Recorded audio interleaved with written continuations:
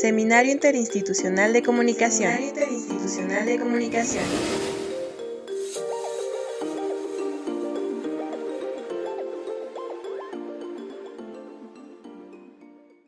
Entonces, daríamos ahora cuenta de la ponencia de... espérenme tantito. De Carlos Poblete. Déjenme buscar. Cristian. Carlos es mi papá. Carlos es mi papá. Ya le cambiaste el nombre. No sabía que tu papá se llamaba Carlos. Espérame. Acuérdense que yo me norteo con tanta formalidad y tengo que presentarte muy bien. Entonces, permíteme tantito. Déjame buscar tu nombre de la ponencia, que también está medio. Ándale, ya está. Bueno, entonces, muchas gracias Ismael. Pasaríamos entonces ahora a la ponencia que nos presenta Cristian Jonathan Poblete Trujillo, el proceso comunicativo on-life al estudiar a los astrofísicos en México, una estrategia de trabajo de campo durante el confinamiento. Cristian Poblete está adscrito actualmente a la Universidad Autónoma Metropolitana Azcapotzalco. Es licenciado en Sociología por la Universidad del Estado de México, tiene maestría en Investigación Educativa por la Autónoma del Estado de Morelos y actualmente está estudiando el doctorado en Sociología. Sus líneas de investigación son los estudios sociales de la ciencia y la tecnología, la historia, políticas y actores de la educación superior y teorías y metodologías de las ciencias sociales. Entonces, adelante, Cristian, y en tu caso, los comentarios los haría el maestro Edwin Morán. Adelante. ¿Ya se ve la presentación? Sí, ya. Ok, muchas gracias. Estoy aquí. Bueno, ok. Bueno, pues muchísimas gracias. También para mí siempre es un placer asistir al seminario. También afortunadamente soy de los que empezamos este trabajo hace más de 5 años, junto con Edwin, Vero, Daniel Vallejo, Ismael. Entonces siempre es un placer. Este trabajo es una investigación en curso. Cambié un poquito, ¿no?, del título que dijo Joel con respecto al que voy a presentar. No, más bien me voy a centrar como en la parte de cuál fue la estrategia metodológica para que haya podido llevar a cabo mi investigación, esté llevando a cabo mi investigación a partir de que se nos atravesó esta pandemia, ¿no?, que no termina. Entonces, voy a hacer unos comentarios previos, muy breves, que sería como justificar, ¿no?, por qué yo estudio a la comunidad astrofísica en México. En principio porque yo lo que había trabajado más bien eran comunidades científicas, pero de ciencias sociales y humanidades. Mi tesis de maestría lo hice sobre los investigadores en educación, y entonces en el doctorado lo que quise hacer fue irme al otro lado, ¿no?, de las ciencias, y entonces escogí esta comunidad de astrofísica. Sí, esa es una razón. Habrá más, pero esa es una.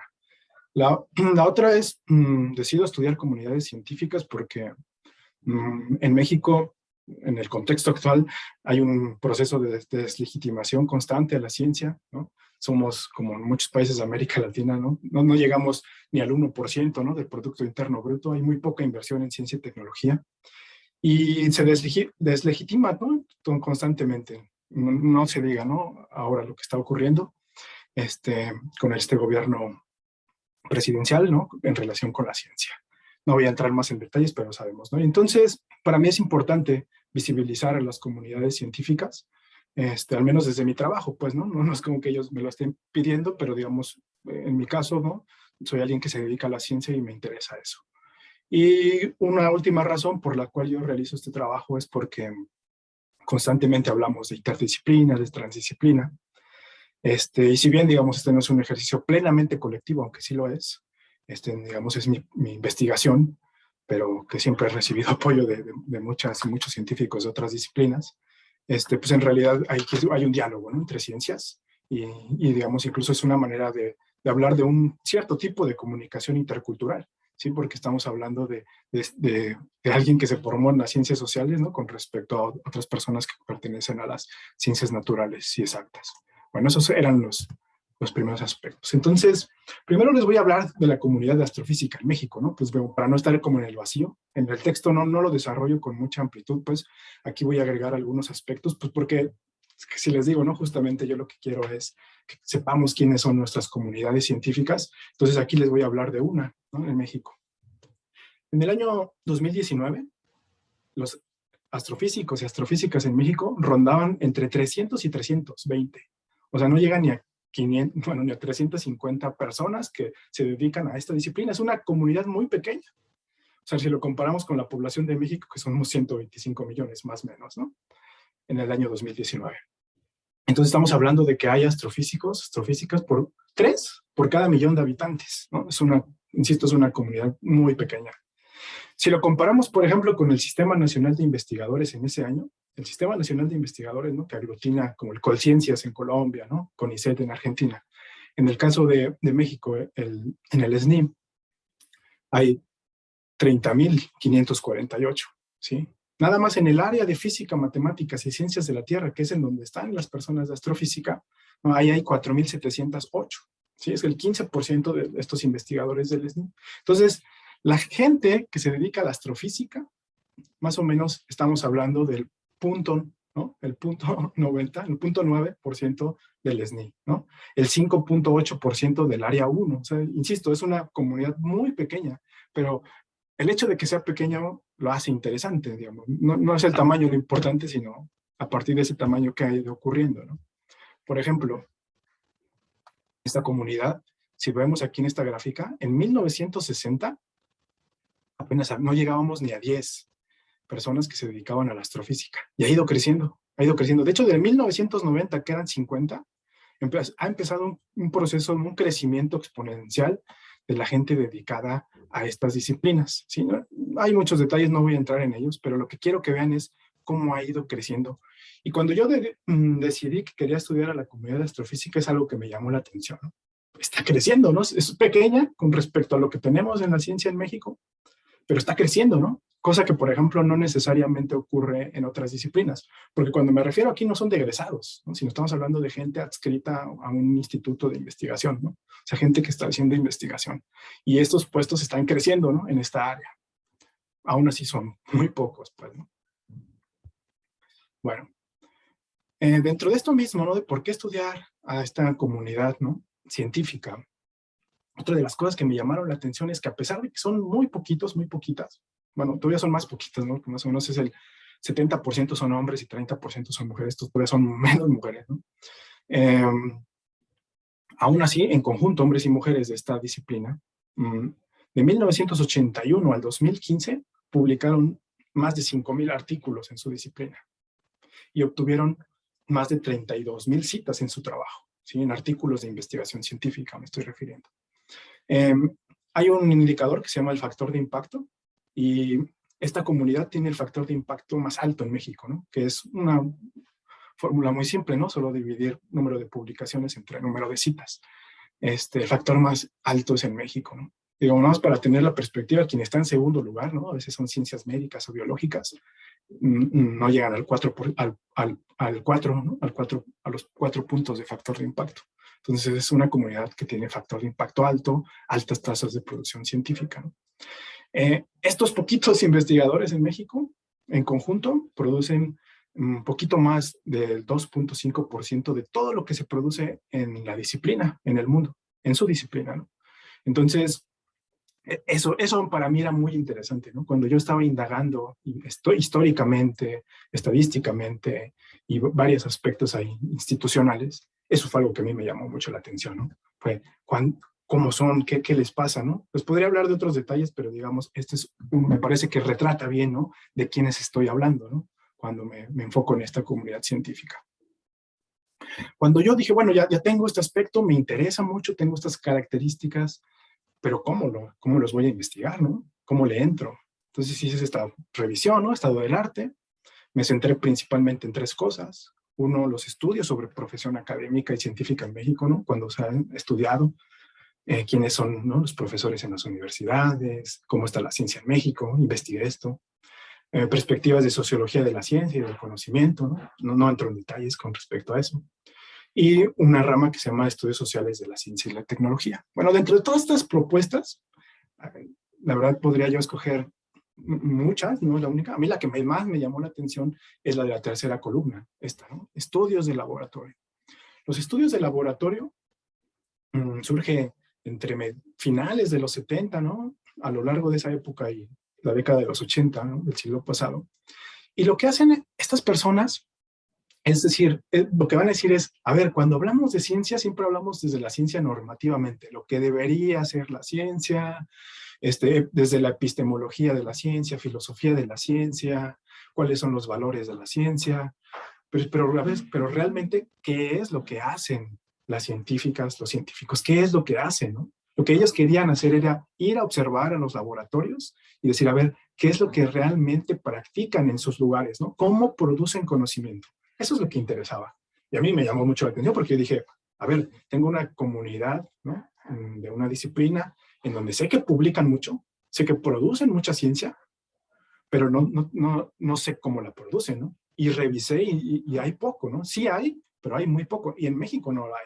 Hay estudios, pero más bien de tipo histórico, pero no se centran, o bibliométricos, pero no se centran propiamente a cómo producen. Entonces yo dije, pues me voy por ahí, ¿no? Me voy por los estudios de laboratorio y yo lo que quiero es justamente irme a los lugares de trabajo, ¿sí? Me quiero incrustar, ¿no? Quiero ir a visitar, hacer estas etnografías de laboratorio en los observatorios astronómicos. México es uno de los 5 países en el mundo que tiene mejores condiciones para practicar la astronomía observacional. De hecho, por ejemplo, San Pedro Mártir es uno de esos sitios privilegiados, ¿no? Otros, por ejemplo, están en Hawái, ¿no? En Chile y en España. Algunos dicen que Sudáfrica, Australia, pero en realidad, digamos, son estos, no hay muchos más. Y México tiene estas características que lo hacen, ¿no? Privilegiado. Entonces yo quería ir, dije, no, pues tengo que ir al observatorio de San Pedro Mártir, al de Cananea en Sonora, en Sierra Negra, Puebla, ¿no? Que hay 2 de los observatorios más importantes, no solo de México, sino del mundo, ¿no? El HOC y el Gran Telescopio Milimétrico. Entonces dije, no, pues voy a ir, ¿no? Ahí es donde se hace la ciencia, quiero ver cómo la hacen. Y además también quería visitar institutos de investigación, ¿no? Quería ir al Instituto de Astronomía de la UNAM, al Instituto de Astrofísica Óptica y Electrónica en Puebla, la Universidad de Guanajuato, que tiene un grupo también interesante, y la Universidad de Guadalajara. Yo creo que con estos, ¿no? Ahí más o menos es la manera en cómo yo estaba planeando mi investigación, ¿no? Estaba yo muy seguro de hacerlo así. De hecho, hice unas entrevistas exploratorias en el Instituto de Astronomía de la UNAM y en la Universidad de Guadalajara, en su Instituto de Astronomía y Meteorología. Porque yo, francamente, eso es lo que quería hacer, ¿no? Yo quería entrar a esas prácticas científicas y observarlas. Entonces construí una propuesta teórica, ¿no? Mi propuesta es una perspectiva sociocultural de la ciencia. No voy a entrar tampoco en muchos detalles de esto, pero digamos que lo fui construyendo a partir del trabajo de Karin Nor-Cetina, ¿no? Es mujer, una antropóloga, socióloga, que se dedica a temas de ciencia, que es de las precursoras, ¿no? de este tipo de investigaciones que les decía, de los estudios de laboratorio. Pero también recuperé a Peter Gallison, que tiene una perspectiva de lo material, de lo tecnológico, ¿no? O sea, de la ciencia no solo son personas, ¿no? Sino también son instrumentos, artefactos, ¿no? Entonces, eso me interesó. Y Andrea Pickering, ¿no? Que también nos habla de la cultura científica en términos de cuestiones más sociales. Por tanto, yo dije, a ver, con estos 3 enfoques, ¿qué tienen en común? Y lo común eran las prácticas científicas. Y dije, sí, a fuerza, ¿no? Eso es lo que yo quiero estudiar, son prácticas científicas. Y yo desglosé entonces mi perspectiva sociocultural de la ciencia con base en prácticas sociales, prácticas epistemológicas y prácticas tecnológicas. Eso es lo que yo me interesa indagar. Pero, pues se nos atravesó la pandemia, ¿no? COVID-19 y dijo otra cosa, dijo, pues sí, está muy padre tu investigación, pero hay asuntos, ¿no? Que están por encima de lo que yo quería investigar. Entonces, la pandemia, ¿no? De este virus SARS-CoV-2, causante de la enfermedad COVID-19, nos evidenció que la realidad social se transforma y que no podemos preverlo, ¿no? Mucho menos cuando se habla de desastres sociales, ¿no? Ni del alcance, los efectos de estos desastres. Digo, no es porque tenga que decirles, ¿no? Lo que realmente sabemos que pasó, pero bueno, nos hemos distanciado físicamente, evitamos los contactos humanos, las interacciones cara a cara. Y para el caso de la gente que nos dedicamos a las ciencias sociales, pues eso ha implicado que cuestiones como la etnografía, como las entrevistas, ¿no? Digamos, toda esta investigación de campo, se convirtió en una acción de alto riesgo. Entonces eso, en automático, ¿no? Canceló mi investigación. Yo tenía pensado ir a estos espacios, ¿no? Y ahora son espacios despoblados, son espacios restringidos. Bueno, casi me pongo melancólico, ¿no? Perdón. Y, pero en esta reflexión, cuando después de unos meses de decir, ¿y ahora qué voy a hacer, no? En este, pues no sé si impaso, ¿no? Pero digamos, en este momento, ¿no? Un poquito de la antropause, ¿no? Dicen algunos, en la que estábamos, pues dije, pues ahora qué hago, ¿no? ¿Cómo investigo? Entonces, precisamente eso es lo que les quiero compartir, ¿no? De manera muy resumida en esta ponencia. ¿Qué es lo que hice, ¿no? Ante esta situación en donde estos espacios quedaron despoblados, restringidos, ¿no? Hasta la fecha, ¿no? Más de un año, más de año y medio, ¿no? En donde no se han podido habitar y no he podido entonces ir a observar estos espacios. Pues lo primero que pensé fue que estos espacios, pues al final de cuentas le dan sentido a los sujetos. Y son los sujetos con sus prácticas científicas los que le dan sentido. Entonces yo si quería estudiar prácticas científicas, tenía que seguir estudiando prácticas científicas, pero buscarlo desde otra manera. Sí, ahí está. Me estorba un poquito una cosita aquí del Zoom. No me deja ver. Voy a poner acá. Ok. Bueno, entonces yo lo que propongo en el texto, ¿no? Lo que desarrollo, hay una propuesta de investigación multimétodo. Eso es. Yo en el texto le llamaba mixta, pero releyendo creo que me sigue convenciendo más multimétodo. Sí tiene algunas cuestiones de métodos mixtos, pero más bien esto creo que es multimétodo, porque son distintos métodos que yo utilizo, pero que de alguna manera los voy combinando, ¿no? Y uno fortalece al otro, ¿no? Entonces, es más o menos, ahorita lo van a ver, cómo es que yo he elaborado esta propuesta. Desafortunadamente, con el paso del tiempo nos dimos cuenta que muchas actividades a distancia, como este seminario, ¿no? De haber sido presencial, ahora ya es muy común verlo así, las clases ya es muy común darlas en línea, y entonces se empezó a naturalizar este proceso de hacer cuestiones por videoconferencia, ¿no? Estas plataformas de Zoom, Meet, Jitsi, Works y todas esas. Entonces, en el caso de la gente que se dedica a astronomía, yo también me di cuenta que antes hacían muchas actividades de divulgación de la ciencia que eran presenciales y también migraron, ¿no? A hacer actividades de divulgación de la ciencia a través de estas plataformas. Yo francamente nunca había contemplado hacer una entrevista por esta modalidad, pero cuando se dieron las cosas dije, pues las tengo que hacer así, ¿no? Y a ver en qué resulta, ¿no? Yo no sabía cómo iba a estar. Yo les dije, yo había hecho entrevistas previamente, antes de la pandemia, entrevistas exploratorias, y yo sabía lo que se sentía hacer entrevistas en esos espacios con esas personas. Bueno, entonces, yo en mis entrevistas lo que quiero ver es cómo se dan estos procesos de producción de conocimiento en sus colaboraciones científicas, cómo se dan así, digamos, el inicio, el desarrollo y cómo concluye, ¿no? El proceso de la colaboración científica, que es el proceso en cómo se produce conocimiento en esta área. Y de ellas, pues quería ver esto, ¿no? Las prácticas sociales, tecnológicas y epistemológicas. Entonces, yo estructuré mi entrevista, ¿no? En esta modalidad. Hice unas pruebas piloto, hice algunos ajustes, ¿sí? Si gustan en las preguntas puedo entrar en esos detalles. Ahora solo les comento que eso. Pero también lo que yo hice fue incluir otros aspectos, ¿no? Por ejemplo, algo que yo me di cuenta cuando yo hacía las entrevistas es que como es un lenguaje muy especializado el que ellos manejan, y entonces si están muy acostumbrados a hacer actividades de divulgación de la ciencia, me costaba a mi trabajo poder encontrar realmente esas. Si yo quería ver sus prácticas epistemológicas, por ejemplo, me era muy difícil, ¿no? Un ejemplo que yo pongo en el texto es que cuando estaba entrevistando a la primera persona que hice en la prueba piloto, se refería a los objetos que él estudia, se refería a la muerte de las estrellas. Y siempre me refería a, es que yo estudio la muerte de las estrellas, la muerte de las... Y yo decía, pues sí, la muerte de las estrellas, pero eso no es lo que tú estudias, ¿no? Digamos, es como la metáfora para hacerla accesible en una actividad de divulgación, pero no son la muerte de las estrellas, ¿no? Entonces, esa sensación me dejó, ¿no? De que no nos podemos comunicar porque yo no quiero quedarme ahí, ¿no? Digo, fácilmente le puedo decir, oye, pero ¿cómo se llama técnicamente eso que tú me estás diciendo, ¿no? Lo podía haber hecho, pero el punto es que toda la entrevista se iba así, ¿no? La entrevista se iba así. lidiando, ¿no? Entre cómo él me lo dice y yo cómo lo entiendo y si le pregunto, pero cómo se... Entonces, para mí era complicado, ¿no? Entonces, yo pensé que si le solicitaba un artículo científico de una investigación concreta que ellos ya hubieran publicado, era la manera en que ese artículo científico se iba a convertir en un mediador entre la persona que entrevisto y yo, ¿sí? Era un mediador de disciplinas, por eso les decía que había una comunicación intercultural, ¿no? Era un mediador entre lenguajes, entre temas. Entonces sí había un tema que era lo que yo les acabo de decir, ¿no? La conformación cómo se da el proceso de producción de conocimiento, pero necesitábamos un mediador, ¿no? Un objeto actancial, ¿no? Dirían Latour, ¿no? O sea, un objeto que le da sentido a nuestras acciones. Y eso es lo que yo utilicé con un artículo científico y me puse a leer los artículos científicos y entonces la entrevista yo me concentraba en una investigación específica y concreta que era la que reportaban en ese artículo. Entonces digamos que era como un método, ¿no? Un propio método en sí mismo. El artículo era como un análisis del contenido, pero además era un insumo para mi propia entrevista.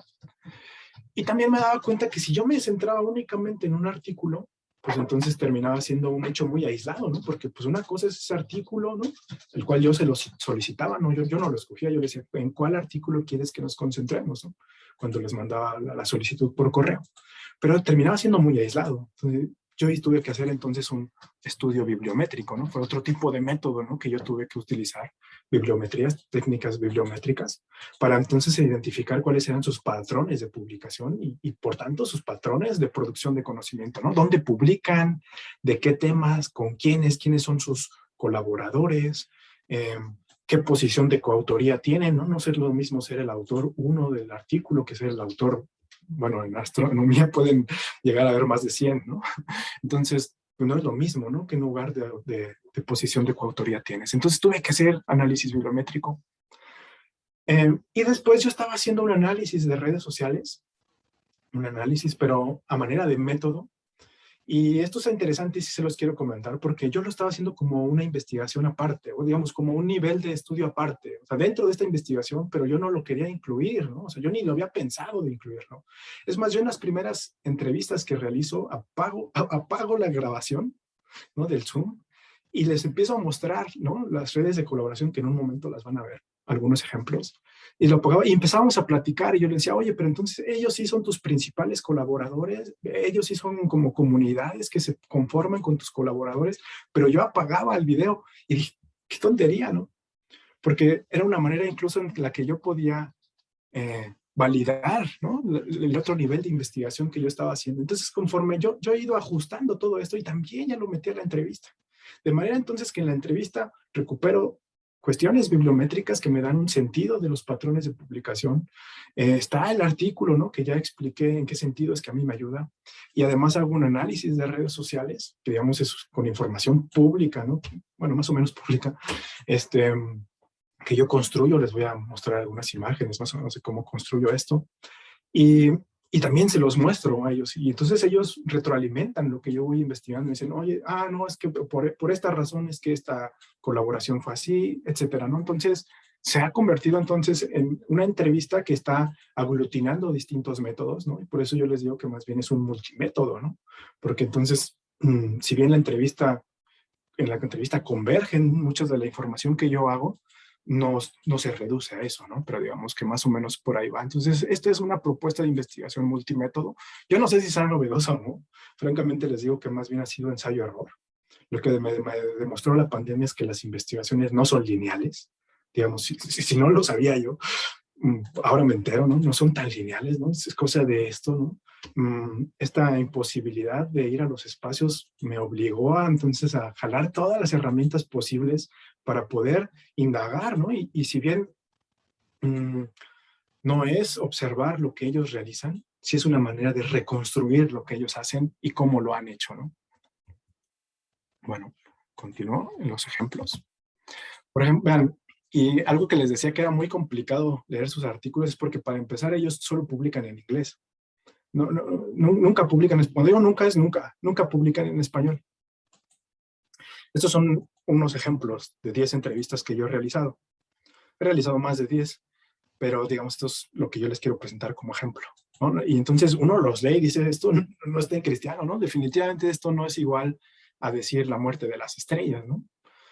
Por ejemplo, no es esta la investigación que les comentaba de la muerte de las estrellas, pero esto muy bien, el Planetary Nebula, podría ser muy bien la muerte de las estrellas, porque ¿a qué se refiere con eso? A la fase de evolución, ¿no? Una fase evolutiva de las estrellas cuando ya están a punto, digamos, de perder gases y todo eso.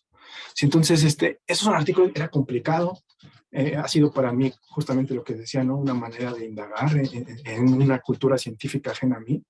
Por eso les decía que era un ejercicio incluso transdisciplinar, al menos en ese sentido. Sus ecuaciones incomprensibles, ¿no? No se entiende, ¿no? Uno las lee en los artículos y dices, ¿qué onda con esto, no?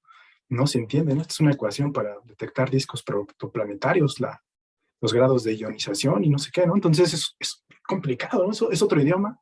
Incluso sus figuras también, ¿no? Son complicadas. Y esto también, ¿no? En algún momento yo de la entrevista les pido que me puedan explicar sus ecuaciones, no todas, les digo que las más importantes, y también les pido que me expliquen un par de figuras, ¿no? Y entonces ellos ya me empiezan a decir cómo va el asunto.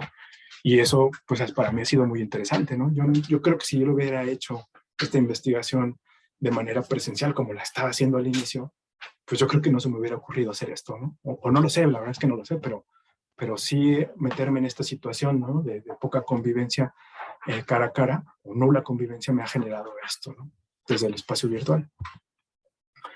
Esto es un ejemplo, ¿no? De lo bibliométrico que yo les decía, que es algo interesante porque yo encuentro ahí pautas. Por ejemplo, estas son nombres de 3 revistas, y son las 3 revistas más importantes de astronomía en el mundo. Son las más importantes, estas 3. Astrophysical Journal, Monthly Notices Royal Astronomical Society y Astronomy and Astrophysics. Son las 3 más importantes. Y estos 10 que yo entrevisté, digo el porcentaje de sus publicaciones a cuál corresponde, ¿no? Entonces, prácticamente más del 70% de sus publicaciones van a estas revistas. ¿Sí? Si incluyo una 4ª revista que se llama Astronomical Journal, prácticamente más del 80% de las entrevistas van a esta revista. Entonces, es una comunidad científica mexicana que publica en las revistas más importantes del mundo, pero que además hay un consenso muy claro de dónde hay que publicar, ¿no? En las entrevistas ellos así me lo dicen, ¿no? Hay que publicar en las revistas de alto factor de impacto. Y otras connotaciones. De hecho, por ejemplo, yo en la entrevista les pregunto, ¿cuándo decides publicar en esta revista o en esta revista, ¿no? Porque yo veo en donde ellos publican más o en donde publican menos, ¿no? ¿Por qué en unas sí, por qué en otras no? Y cuándo son otras, ¿no? Y esas otras veo, pues, cuáles son, ¿no? Por ejemplo, lo más importante para ellos es publicar en la revista Science y Nature, ¿no?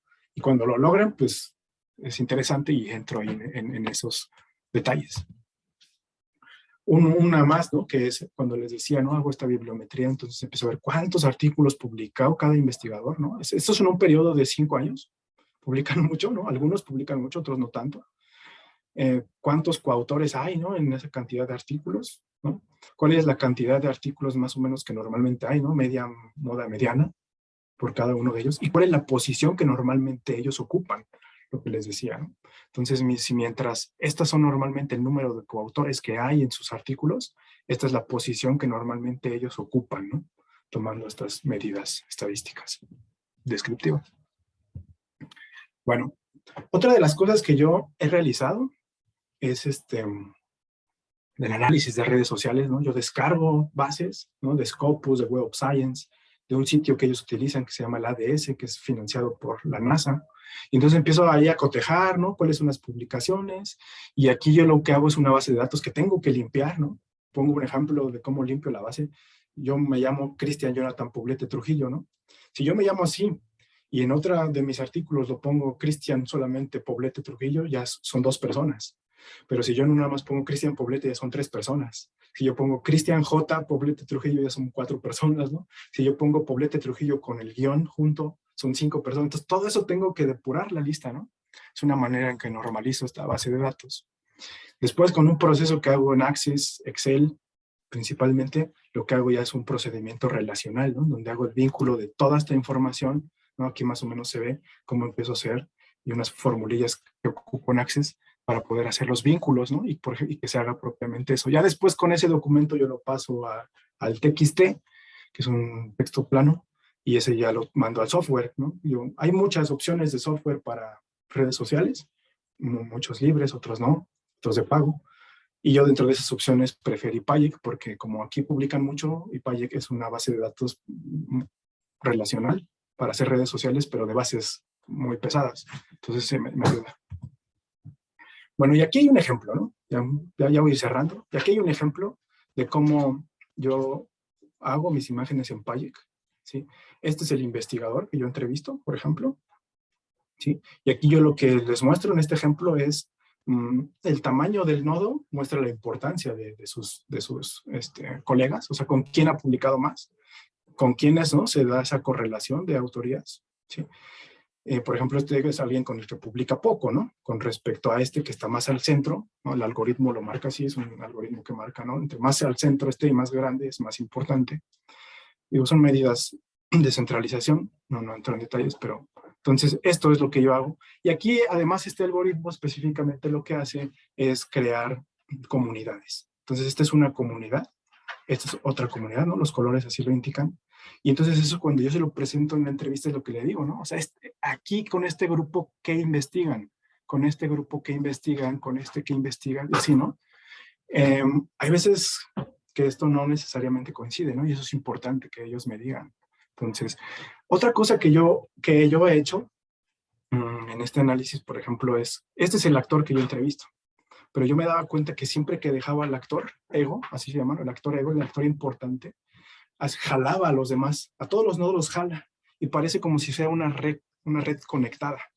Y en efecto, sí es una red conexa, hay unas que no son conexas, pero el hecho de que yo mantenga siempre al que entrevisto da una sensación de que es una red muy conectada.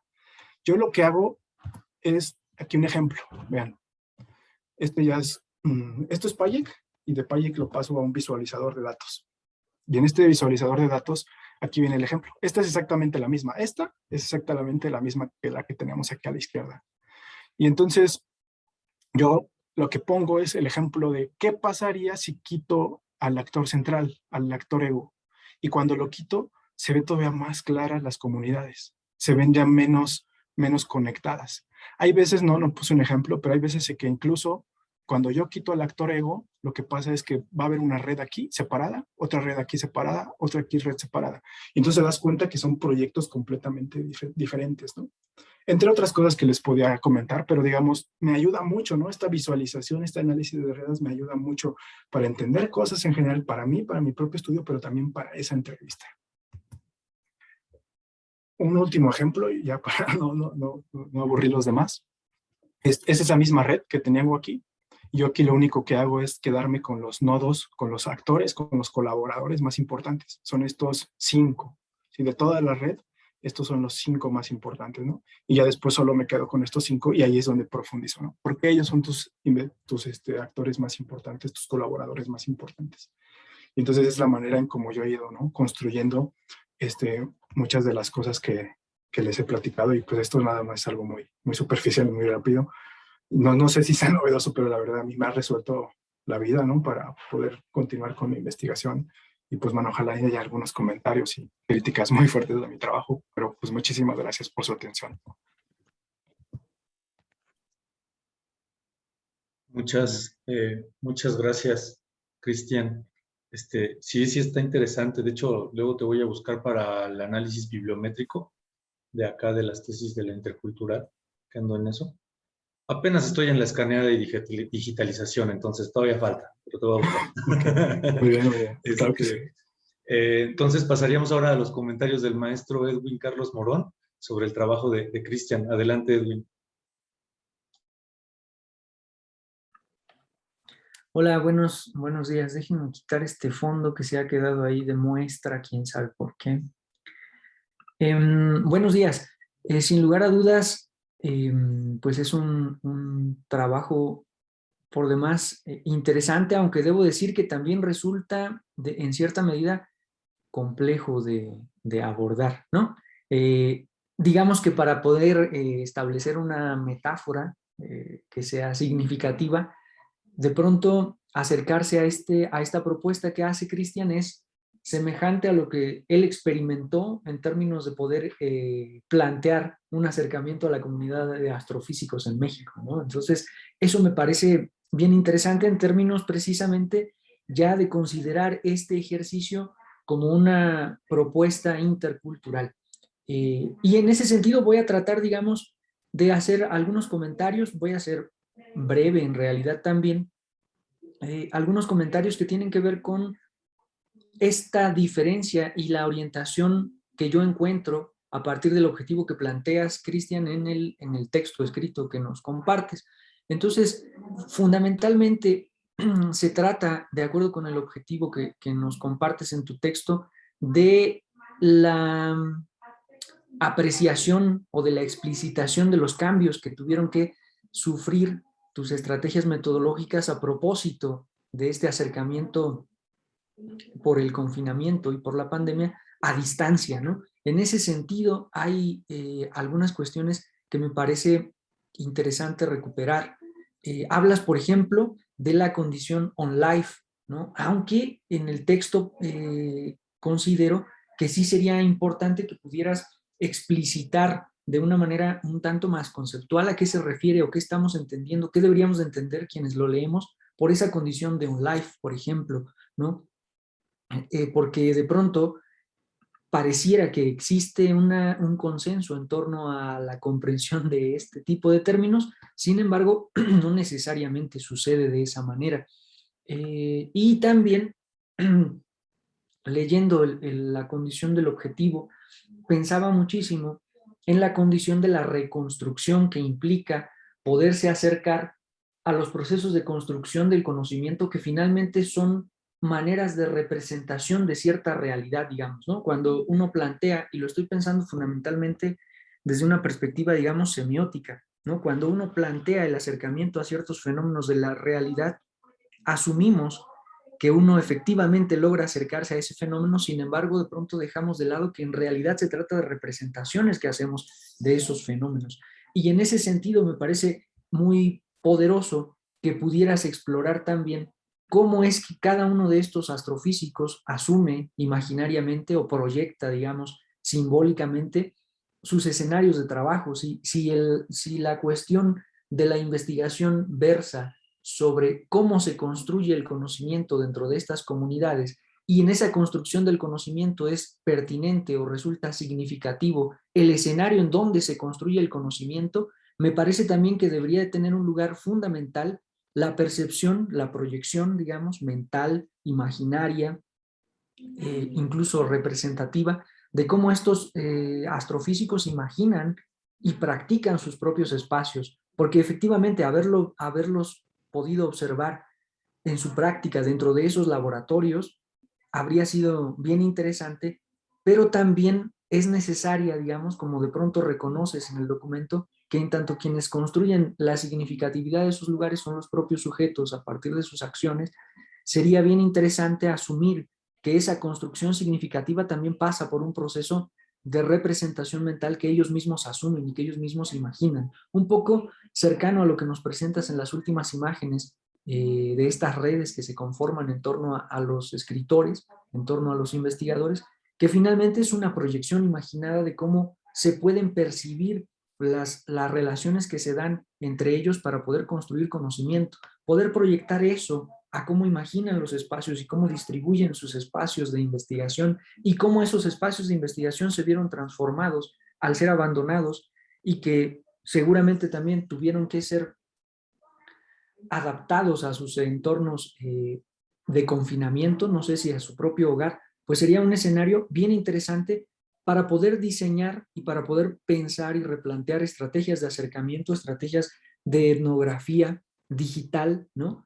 Que pudieras compartir con nosotros. Ya de entrada me parece que esta readaptación que haces de las condiciones del abordaje y de las condiciones metodológicas para el abordaje de tu propuesta es muy interesante en términos de cómo estos astrofísicos pueden construir sus investigaciones, se pueden relacionar con otros sujetos, pueden plantear además su necesidad y su importancia académica en términos de la publicación y los escenarios en donde están publicando, pero también me parece fundamental que pudieras explicar dentro del trabajo cómo esa relación impactó, digamos, al territorio en donde se llevan a cabo estas investigaciones, porque yo partía del supuesto de que esta reconstrucción de la metodología y esta reconstrucción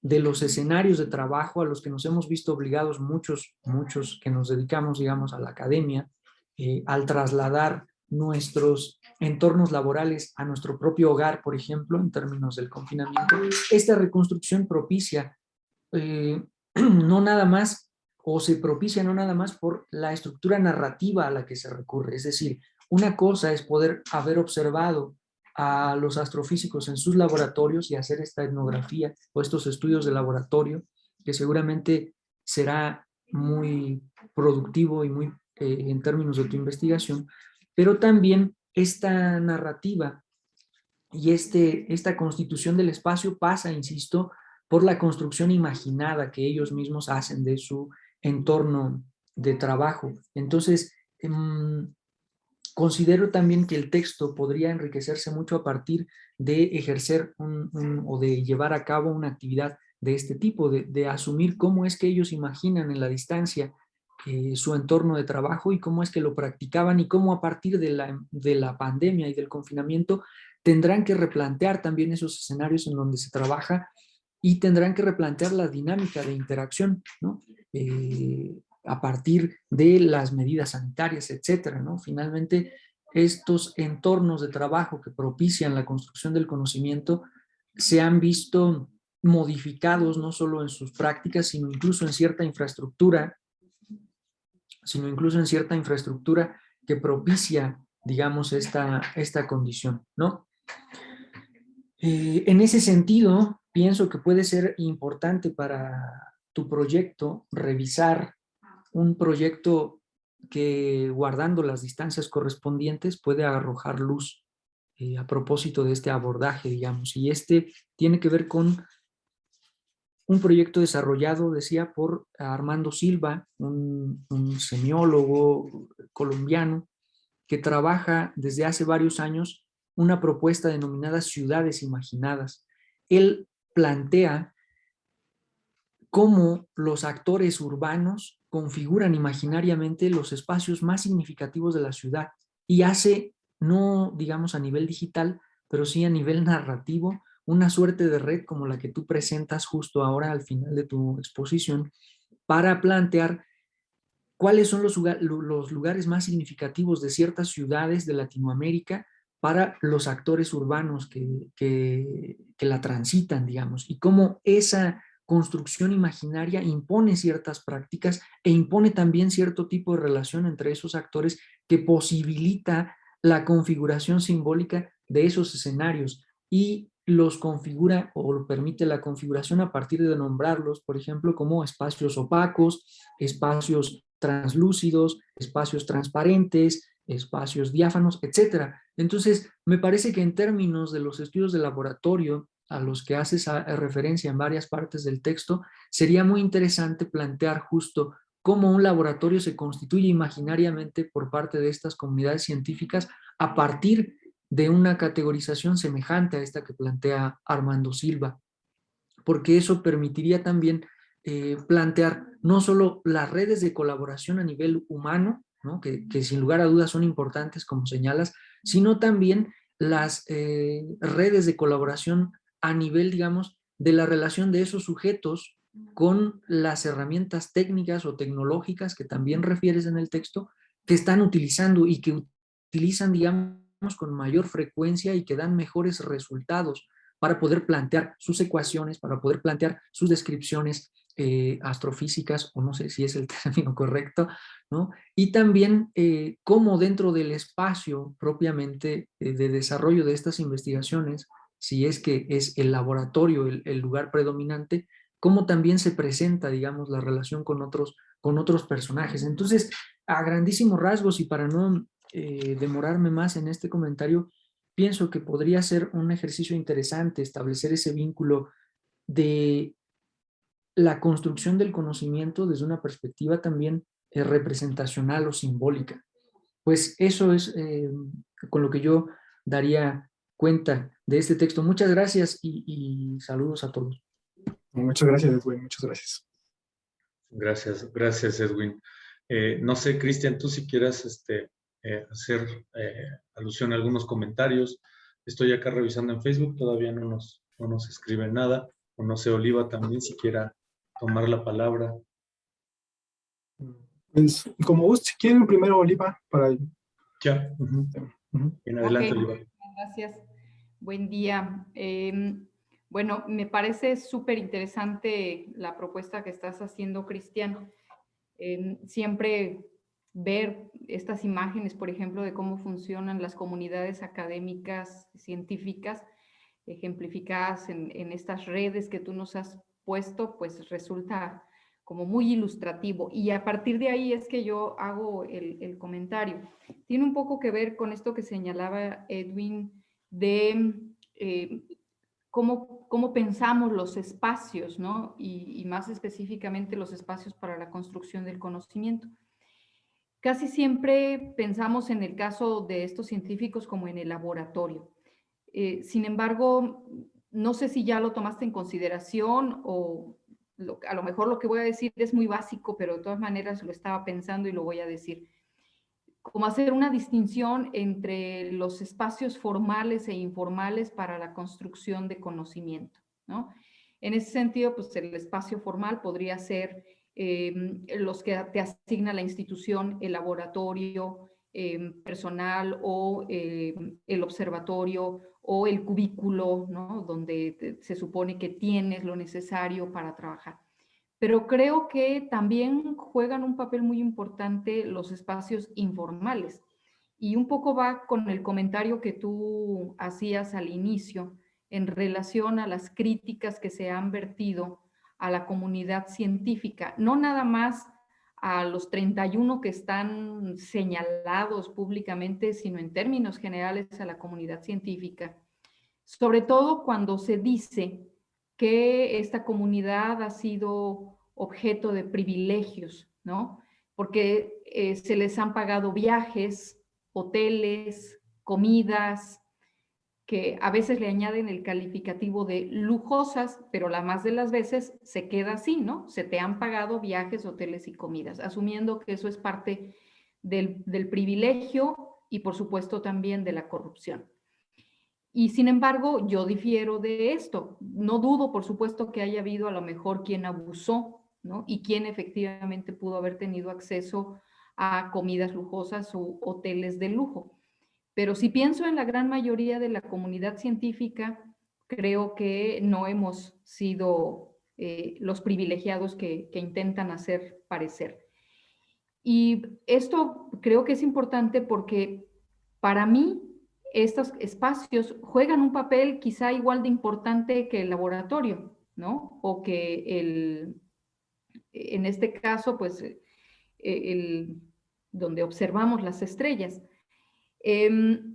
Porque es en los congresos, por ejemplo, en los seminarios, en estos espacios donde puedes entrar en comunicación con la comunidad, ¿no? Con otros actores que están trabajando, si no exactamente el mismo tema, sí están trabajando en el campo y lo están haciendo desde otras miradas, con otras metodologías, etcétera, ¿no? Y entonces ahí se abre la oportunidad del diálogo. Y también ahí se abre la posibilidad de construir precisamente estas redes que tú nos estás ejemplificando a través de estos modelos, ¿no? Entonces, creo que los espacios informales, digo informales, no es el Congreso en sí mismo, sino lo que sucede alrededor del Congreso, o lo que sucede después del Congreso, ¿no? Cuando te pones a platicar, cuando dices, oye, qué padre, yo estoy haciendo esto, oye, pues a ver, la próxima invítame, o qué te parece si convocamos, o qué te parece si hacemos, un poco como funcionamos todos y lo que hemos estado haciendo en este seminario. Entonces, no sé si también ya tienes dentro de tu investigación contemplada esta otra parte de los espacios no formales, ¿no?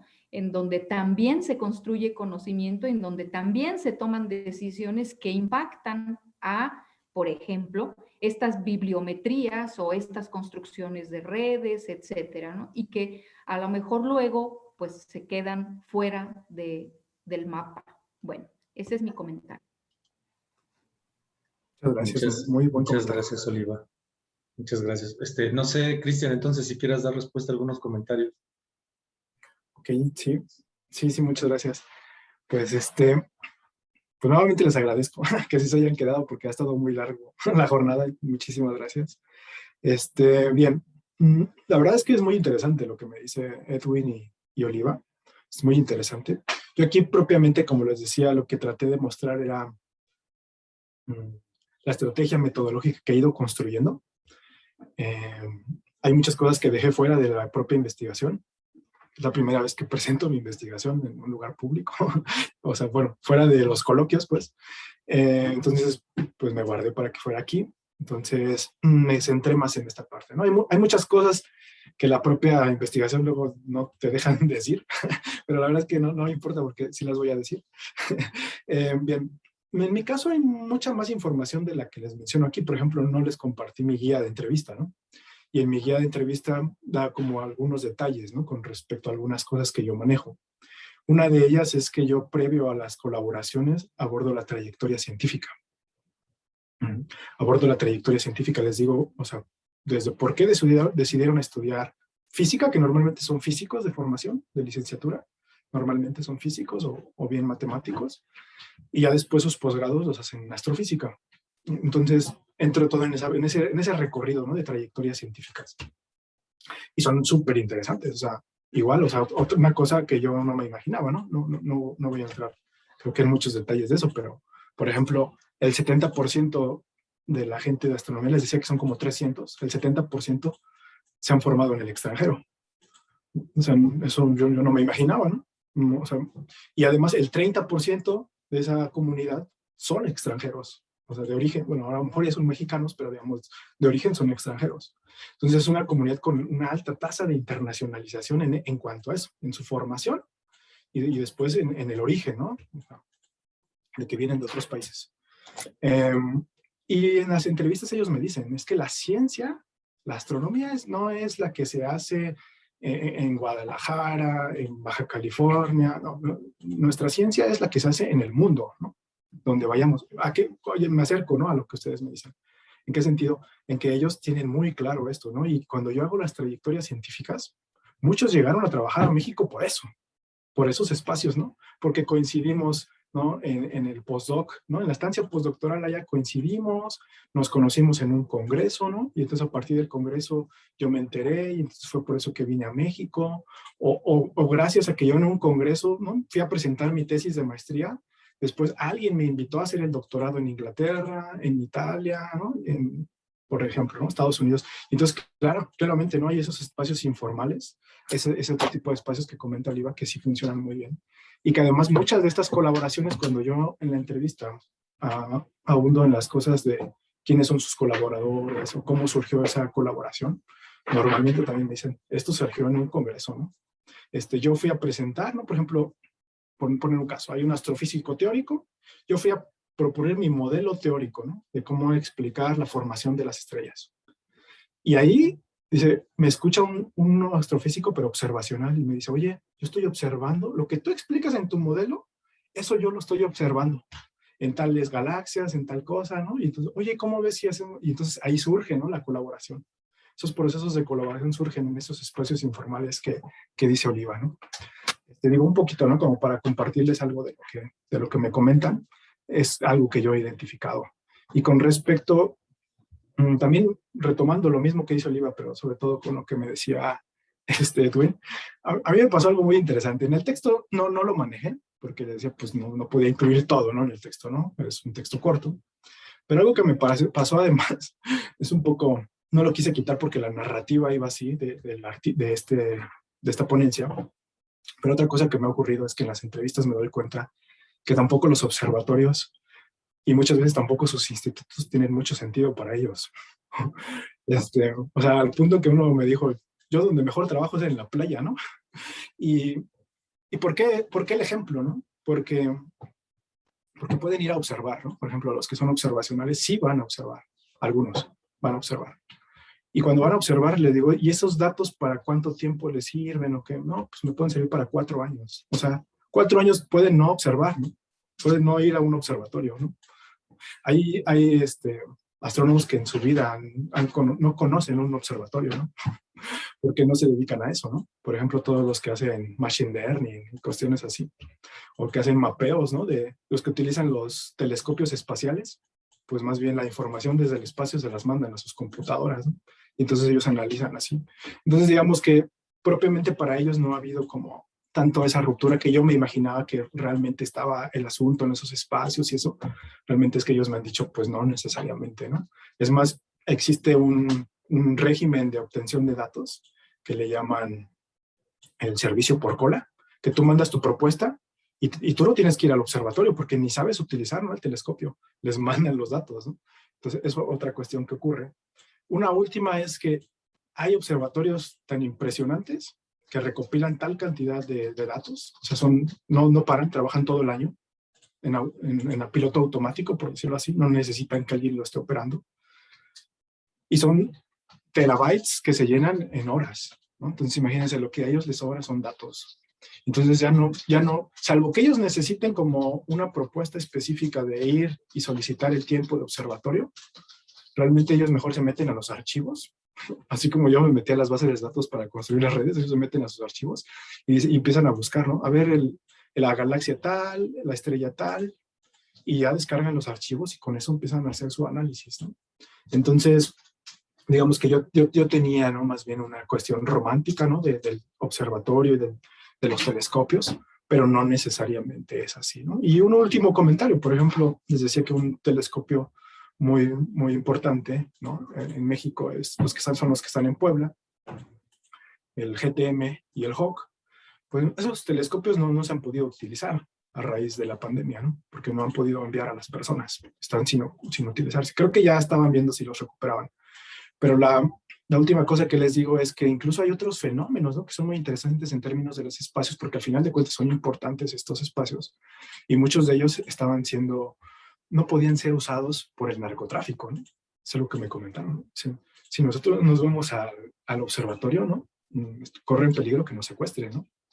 Porque siempre hay ataques, ¿no?, del narcotráfico. Entonces hay cuestión, ¿no?, de un problema social en México que, digamos, nos muestra, ¿no?, que no hay esa separación entre ciencia y sociedad, ¿no?, por ejemplo.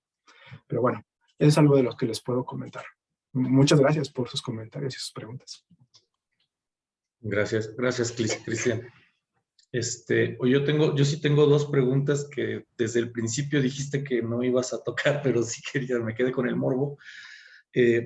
¿A qué crees tú que se debe el crecimiento de los investigadores, sobre todo del 90 en adelante, investigadores e investigadoras? Y dos, ¿qué disciplinas, o no sé si eso también lo llegaste a ver muy al inicio de tu investigación, qué disciplinas son las que están descendiendo? Que veas tú, que hayas visto. Bueno, pues la de ¿por qué creció a partir de 1990? Es bien interesante ese proceso. Voy a tratar de ser muy sintético para que no aventarme aquí otra ponencia, ¿no? Porque es que yo una ponencia sobre eso, ¿no? Me refiero justamente solo sobre eso, por qué creció la comunidad. Entonces, el tema es que no había astronomía en México, ¿no? No había astronomía en México. Hay un proceso interesantísimo que ocurre en la década de los 40, a partir de Harvard, en la Segunda Guerra Mundial, dona un observatorio justamente a Puebla, ¿no?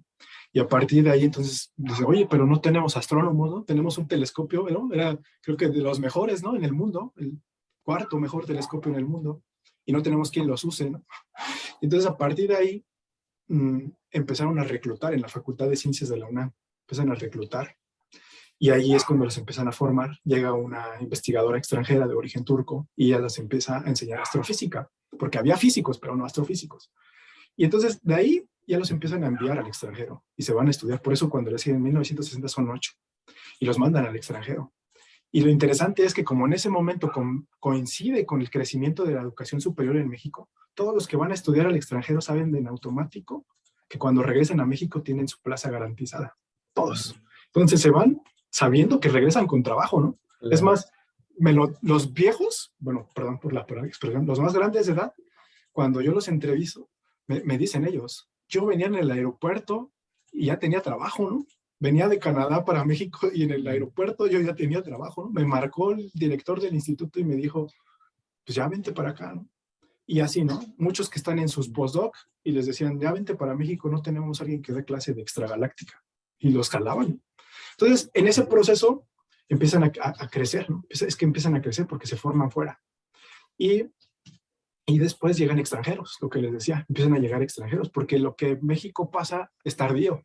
Entonces, mientras ya no hay plazas en el extranjero, encuentran que sí hay plazas en México y empiezan a venirse los extranjeros, ¿no? Eso es algo también muy interesante. Yo he entrevistado a algunos extranjeros y me han compartido eso. Yeah. Y una tercera cuestión por la que crece es porque hasta 1988 se crea el primer posgrado de astronomía en México. Aunque ya había astrónomos, ellos eran de la idea de vete a estudiar al extranjero, hasta que en un momento, por cuestiones de las políticas científicas, les obligan a tener sus propios posgrados, porque si no, no iban a obtener estudiantes a quien titular, ¿no? Entonces, como no tenían estudiantes a quien titular, crean su posgrado, ¿no? Obligados por estas evaluaciones de CONACYT, y entonces crean sus posgrados, y ahí y entonces ya hay crecimiento, ¿no? De los que llegan del extranjero, mexicanos, más los extranjeros, ¿no? Que llegan a México, más los que ya se forman en México. Y entonces, digamos, a raíz de eso es que se empieza a crecer. Y le agregaría una última cuestión, que empieza a haber una inversión importante en México, un tema de observatorios. De hecho, el GTM, el de Puebla, el Gran Telescopio Milimétrico, es la inversión más grande que ha habido en ciencia en la historia de México, ¿no? Por poner un caso. Órale. Por eso crees. Qué irónico que tenemos un pasado basado en la observación de la naturaleza y de la astronomía tan fuerte, y haya un hueco de siglos, ¿no? Y desde hasta 1980 y tantos vuelva a ocurrir. Gracias, Cristian. Ismael quiere hacer una pregunta. Adelante, Ismael.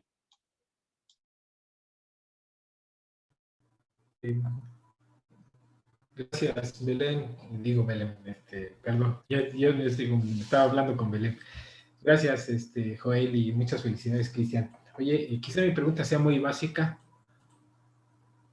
Ya me fui. ¿Sí me escuchan? Sí, te escucho perfectamente. Sí. Ok, gracias, Cristian. Bueno, quizá mi pregunta sea muy básica, pero esta idea del multimétodo me parece muy interesante. Y la pregunta sería, oye, ¿has pensado en utilizar esta propuesta metodológica para analizar? Ahora sí te perdí. Se fue. Se fue. Ya regresó, pero... ¿Que sí he pensado en una estrategia de qué, perdón?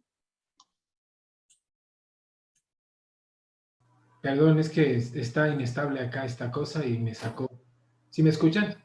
Sí, ya te escuchamos otra vez. Sí, has pensado utilizar esta idea del multimétodo para otra explicación, sobre todo en términos de configuración de grupos de colectividades, porque, bueno, estás hablando de un ejercicio de científicos mexicanos, pero pregunta, ¿puede ser utilizado para otro tipo de grupos humanos? ¿Te refieres en general toda la propuesta multimétodo?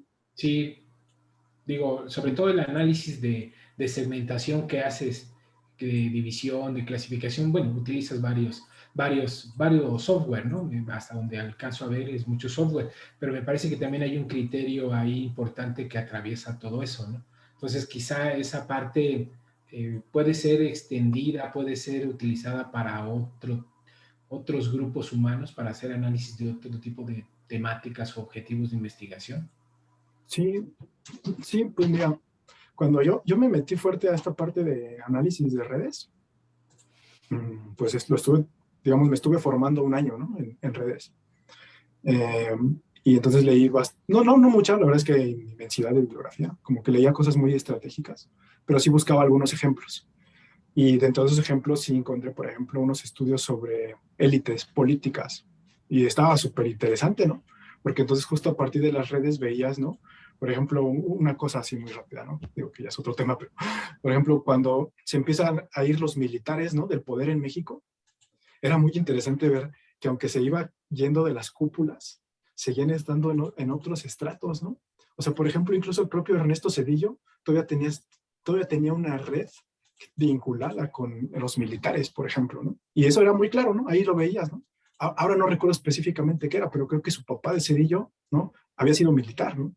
Entonces, pero eso no me lo quería hacer porque no estoy muy seguro, pero el punto es que sí había una conexión de Cedillo con los militares, y entonces era muy interesante ver eso, ¿no? Otro último, por poner un ejemplo, así muy distante del mío, porque digamos, para colaboración científica es muy usado esta propuesta, era la de migración, ¿no? También, ¿no? Vi unos trabajos de migración, por ejemplo, de los marroquíes del norte de África a España, y también, ¿no? Empezaban a ver las redes de apoyo, cómo se empiezan a dar, y era también muy interesante ver cómo estos análisis los utilizaban para cuestiones antropológicas, ¿no? De la migración. Y así, ¿no? De los cuidados, ¿no? Redes de apoyo, todo esto. Entonces, era eso, ¿no? Y finalmente, algo que he visto que lo usan muchísimo, ¿no? Muchísimo, hay infinidad de trabajos sobre eso, pues, por ejemplo, para toda la parte de los métodos digitales. Por ejemplo, los tweets, ¿no? Empiezan a seguir tweets, y entonces cómo este tweet se retuiteó, quién lo retuiteó, y empiezan a darle el seguimiento, ¿no? De cómo empezó a tener, cómo perdió vida ese tweet, ¿no? A partir de cuántos días, cuántas veces se retuiteó, quiénes, y todo esto. Lo mismo que yo muestro en las redes, pero en términos de tweets, por ejemplo, ¿no? La viralidad, ¿no? Los memes, todo ese rollo.